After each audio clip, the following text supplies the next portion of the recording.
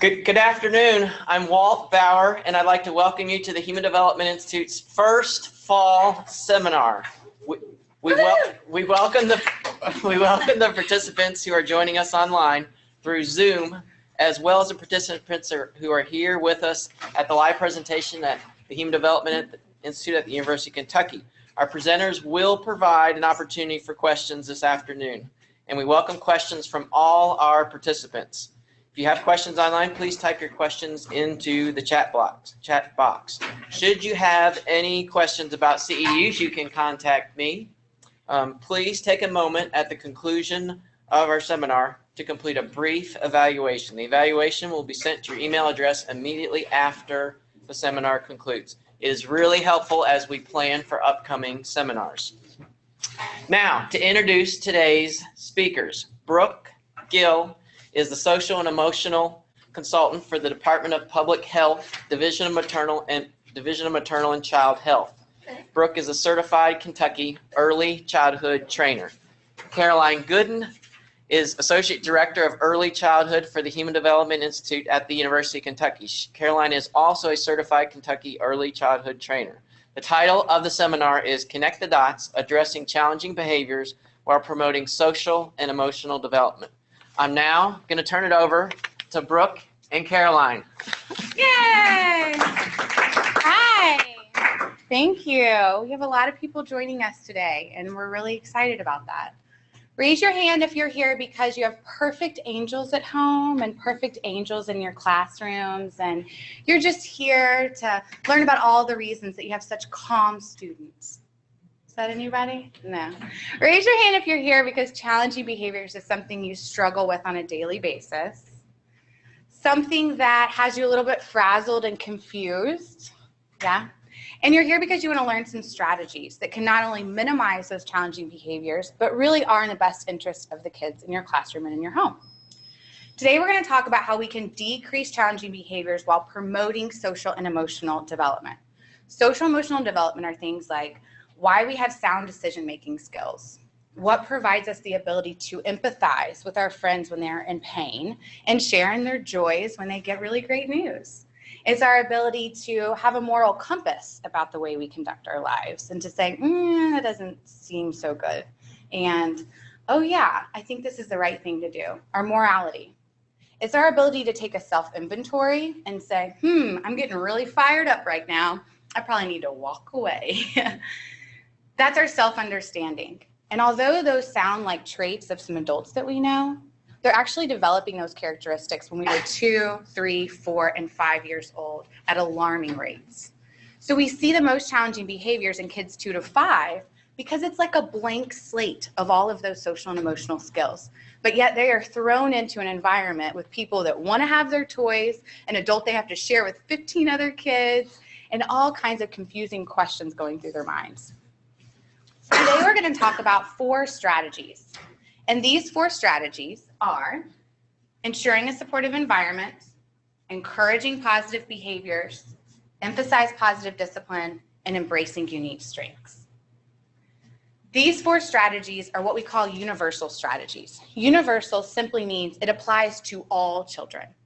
Every child in your classroom, every child in your home, these 4 strategies apply. However, there are some kids in your class that are going to require some more intensive social emotional supports. And I was speaking with a few of you before the training, and there are those kiddos in your classrooms that need individualized behavior support plans. We're not going to get into those today. This is just a 2-hour social emotional overview. But I will tell you, just like the pyramid indicates, this is a great foundation for even those kids. So we can use these strategies with all children, but it's important to understand that there will be a few children in your care that are going to need a little bit more. So when you guys leave here today, we're going to have a firm understanding of these 4 strategies and what they mean. And you're also going to leave with some concrete tools. Don't we all like to walk out of a training and say, oh, I know exactly what I'm going to do on Monday. So we're going to give you that exactly what to do on Monday. And I challenge you to at least take 2 away. You'll probably be introduced to 20-ish, maybe more.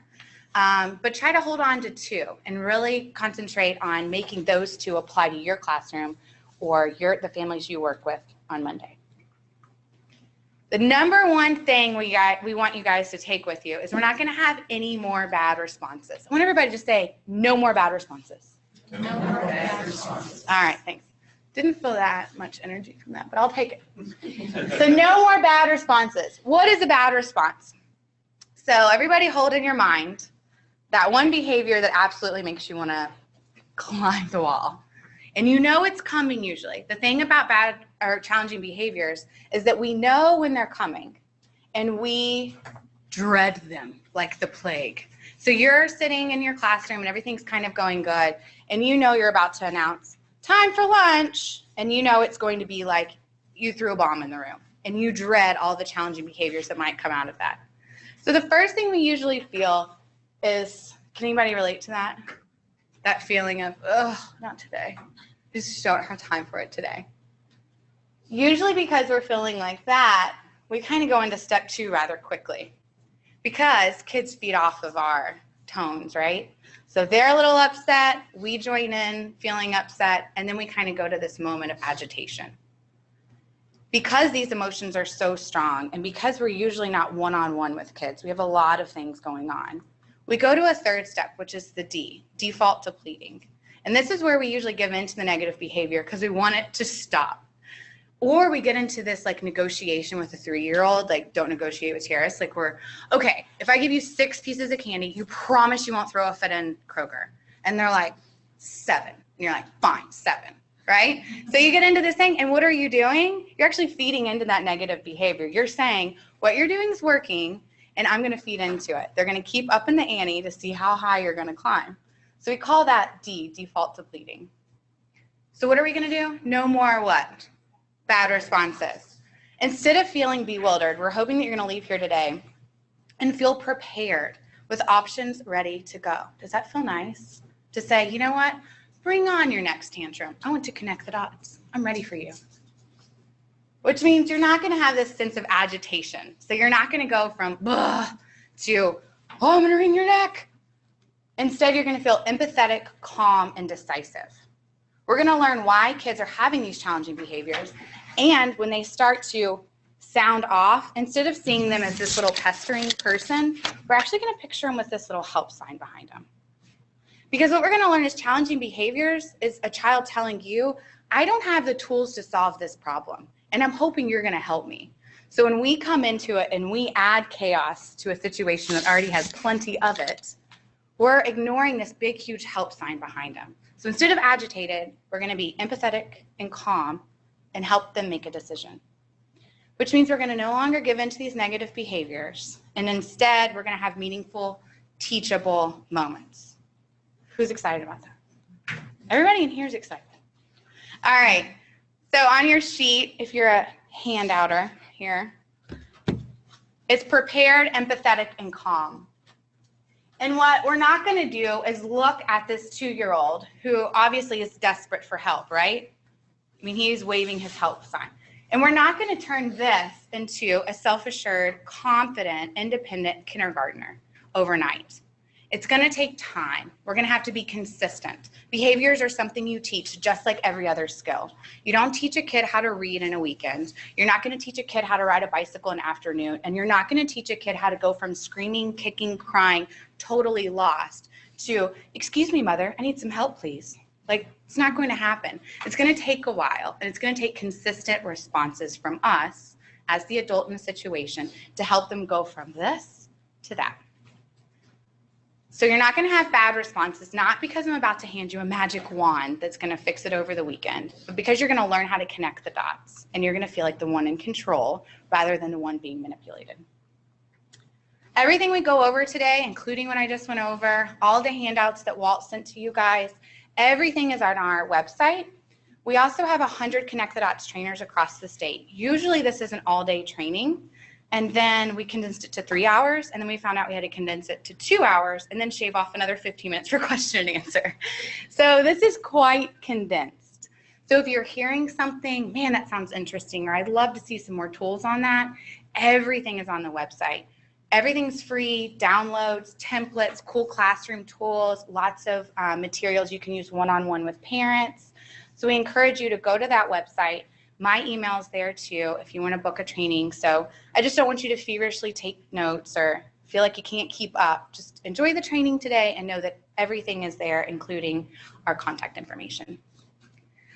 So in order to address challenging behaviors in a way that promotes social emotional development, we have to understand a little bit about what's happening in this kiddo's brain when they're having a meltdown in Kroger. And what's happening is you want to kind of picture this blank slate. So at birth, we don't have a whole lot going on. And we used to think that our brain at birth had everything in there. And it was just a matter of kind of turning everything on. Now we know that we are building this brain till 6 years old. At 6 years old, it starts to prune away into what we use as adults. So if you think about it, our smartest years were actually back in first grade, technically.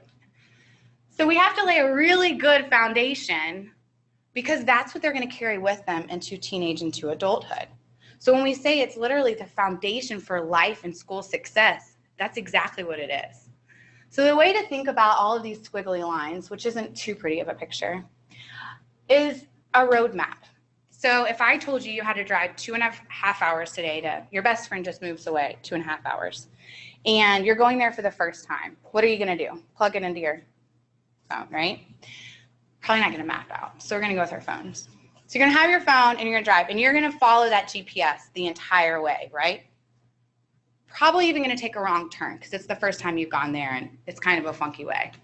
The second day you go, you're still going to hold on to your GPS and follow it from point A to point B, but you're probably not going to make that wrong turn. The third day, you're going to plug it into the GPS, but you might have it in the passenger seat and be like, I think I got it. Fourth, fifth, sixth day you drive it. I guess you visit your best friend a lot, by the way. Every day, 2.5 hours. So on the sixth day you drive it, you're glad the GPS is in the car, but you aren't going to need it for every turn that you make. If you drive that path for 2 months in a row, you could take probably a year off from driving it, get on the road, get a little bit on the way, and remember exactly how you got there, right? That path has literally been cemented into your mind. There's a neural connection in your brain that tells you how to get from point A to point B, and you remember it after you've driven it enough times with some guidance. We have to see challenging behaviors the exact same way. So whenever a kid feels frustrated, call frustrated point A. Somebody, I'm a 2-year-old and I just got to this class and I'm playing with my blocks and somebody just smacked them all over. I'm sorry, what just happened? Because this does not happen at home. They're feeling this angst and this anxiety and this frustration and these huge feelings they have never felt before. And there is no map in their brain on how to get from that feeling to calm. So sometimes what we do is we come in and we try to start problem solving for them and rushing it. And it's like somebody coming up to you and telling you all the directions on how to get from point A to point B, but you need to drive it yourself 3 or 4 times before you feel confident about doing it by yourself. We need to see ourselves as the GPS for these kids. When a challenging behavior strikes, they're telling you, I don't know the roadmap here. I'm going to need some guidance. You're going to have to show me how to get from here to here. Not once, not twice, but several times. And then you can back off a little bit and I can try it on my own. And if I do it on my own enough, I'm probably going to still be glad you're in the car with me, but I think I got it from here. And we have to realize that each big emotion is a brand new roadmap for them. So we might get frustration, we knock that out. Maybe it's a kid who's got lots of siblings at home. They probably got several roadmaps for frustration, but they may not have a roadmap for something else. And they come in and mom's never left them before.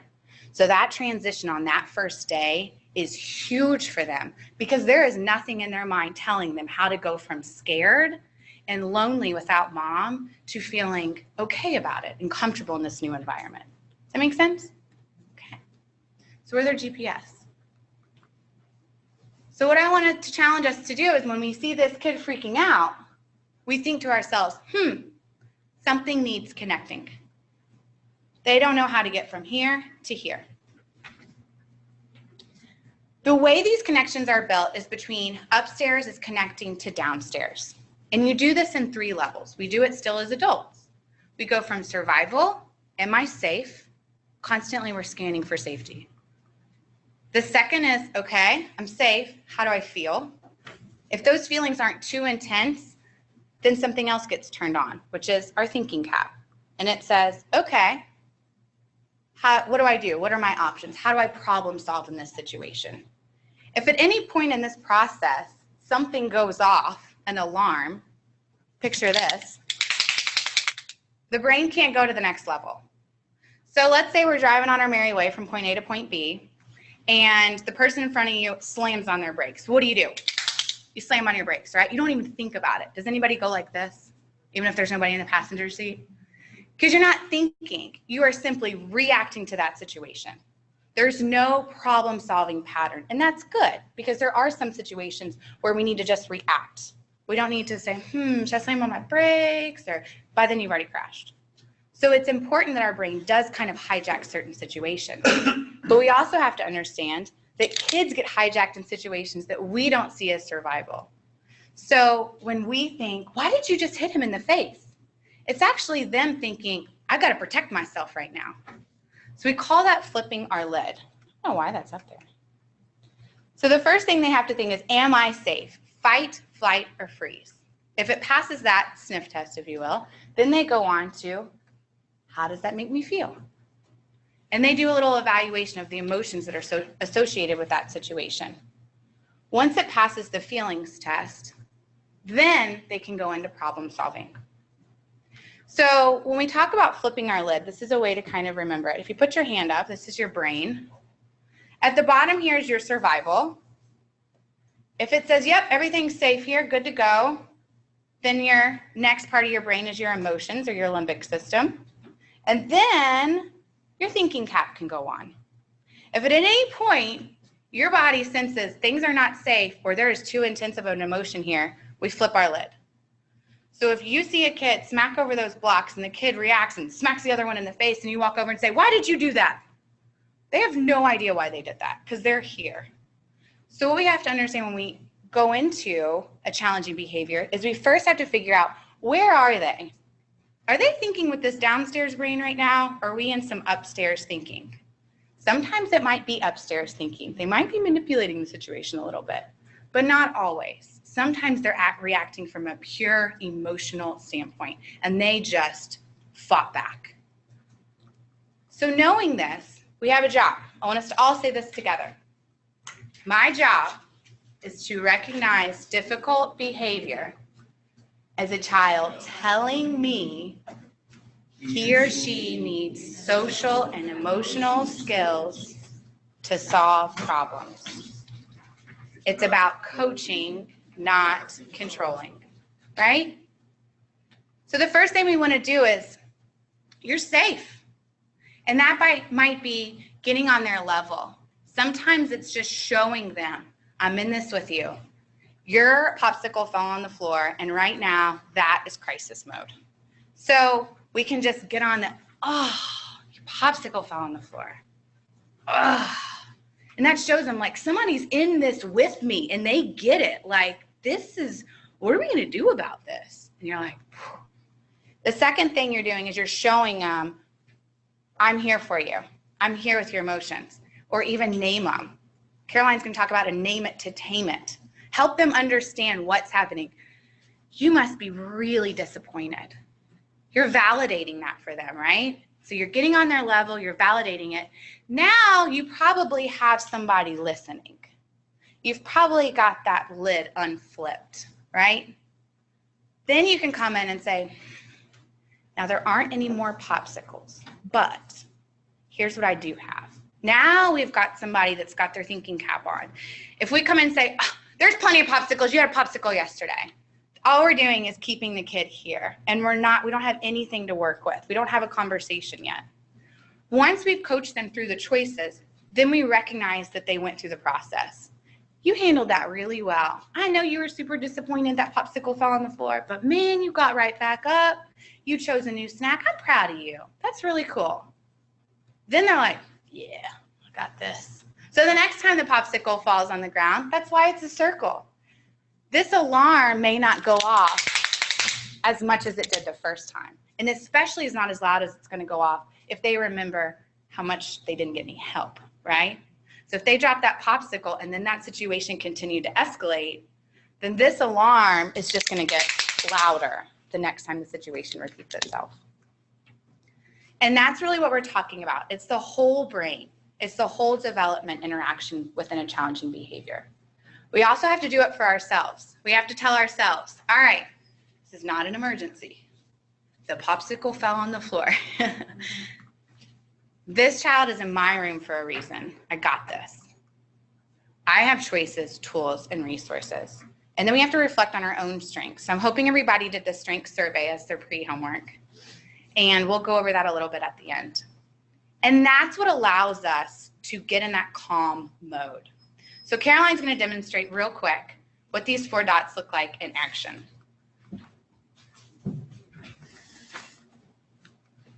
So I'm going to ensure she feels safe, which is something you're going to do probably before the behavior strikes. I'm going to make sure our connection is good, and she's got a full bucket. We're going to talk a little bit more about that. And then, if it's still needed, I'm going to tell her some positive choices that she has. And then I'm going to praise her for going through this process with me. So I'm just going to walk through all 4 and see if on your own you can kind of pick up as I move from each step. The situation is Caroline's playing blocks. It's getting ready to be lunchtime, and she has a fit. Every day I say, time for lunch. It's always a meltdown, so I dread it. But not anymore, because I took Connect the Dots, right? No more bad responses. All right. In 5 minutes, we're going to clean up, and then it's going to be lunchtime. You're doing a great job with those. I like that. Did you put the orange one on top? Oh, that's a cool idea. I like what you're doing. All right, 5 more minutes, and then we're going to go to lunch. 2 more minutes, and we're going to clean up and go to lunch. Hey, I like that you're working on your tray. We're going to put all the blocks on the tray, and then your choice is either to set them over there on the table, or you can leave them right there, and we'll pick them up after lunch. Tell me what you're building. Tell me about it. It's a robot. It's a robot! You are so creative to make a robot out of blocks. I love that. Now what are you going to put on there?